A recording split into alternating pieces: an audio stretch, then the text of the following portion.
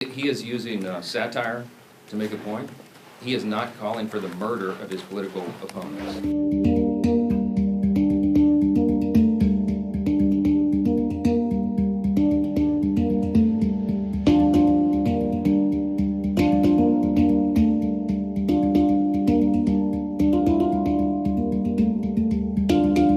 The president uses social media to make the point. You can argue he's probably the most effective person who's ever used social media for that. He is using satire to make a point. He is not calling for the murder of his political opponents, and that's what these people are doing. I mean, they're in one of these photos. I think there's a picture of the president hanging in effigy by a noose on one of these, one on the far end.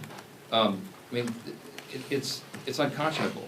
Look, America is built on the idea of free speech. You have the right to protest. Of course, we jealously guard that. I mean, Chip and I are attorneys. We've defended that right in the courts. But what they're doing right now is different. They are trying to incite violence. It's not funny. You don't mock a president who has already had 2 failed assassination attempts on his life. This is not a game. With the unauthorized use of a popular song and an unabashed taste for trolling, President Donald Trump has once again posted an AI-generated video ridiculing millions of Americans who oppose him and energizing those on his side. Something as absurd as protesting kings in a country without kings doesn't merit anything more than a meme with poop landing on protesters. Fake videos of former President Barack Obama being arrested, Democratic leader Hakeem Jeffries as a mariachi, and a dark promise to keep firing federal workers as the government shutdown grinds on. The White House shrugs off the parade of presidential propaganda as just good fun. He likes to share memes, he likes to share videos, he likes to repost things that he sees other people post on social media as well, and I think it's quite refreshing that we have a president who is so open and honest. We will make America great again. Trump's campaign to retake the White House last year sizzled with AI-created images, including this one claiming mega pop star Taylor Swift endorsed him, although she actually ended up backing Democrat Kamala Harris. And these after Trump lied about Haitian immigrants in a debate. They're eating the dogs, the people that came in. They're eating the cats. As president, Trump posted this AI video months ago, suggesting he would turn war-torn Gaza into a beach resort. And this one of him dancing with billionaire Elon Musk.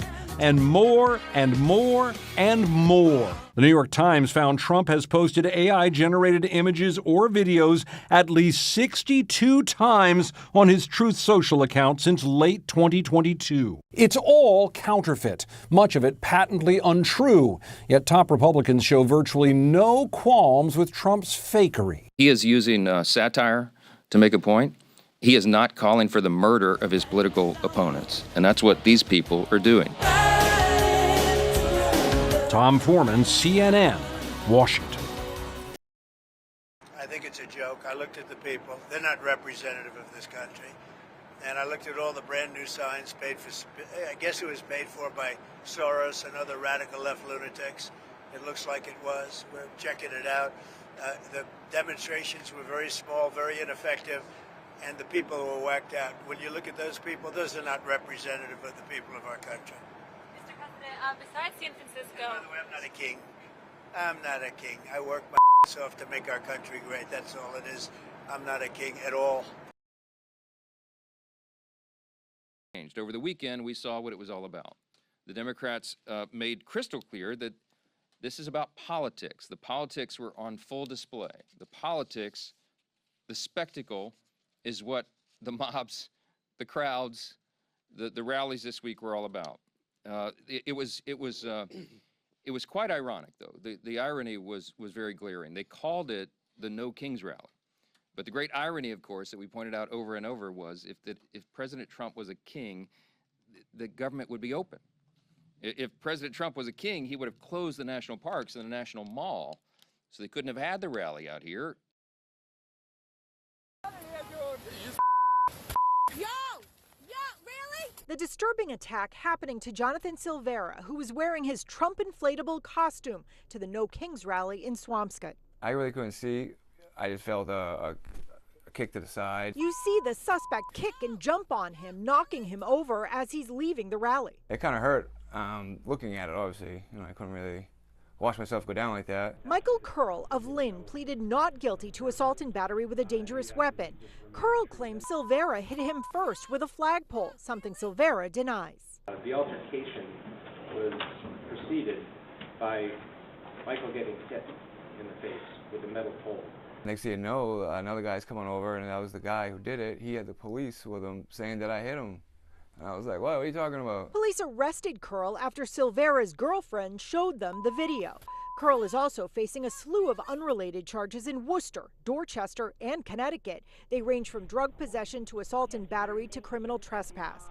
Silvera says he's physically fine, but his costume's not. I have to get a new one. That one's broken. He says he's worn the costume before and wasn't looking for trouble. Absolutely not. No. I've been doing this a long time. I've never gotten any physical altercation with this. I just think that there's such a dichotomy between what's being said by the right versus what's actually happening in the left. Trump has said a lot about Portland being a war zone. Everything's on fire. Businesses can't even stay open. They have to rebuild out of wood, basically nonsense. Also a lot about the violence of Antifa. I'm a leftist and I've never seen Antifa presence anywhere. So I think that these inflatable suits really provide juxtaposition between the explained violence and what's actually happening.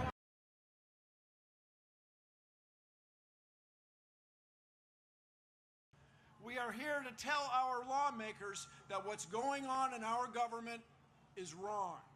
They must stop the abuses of this petulant president and his circle of sycophants.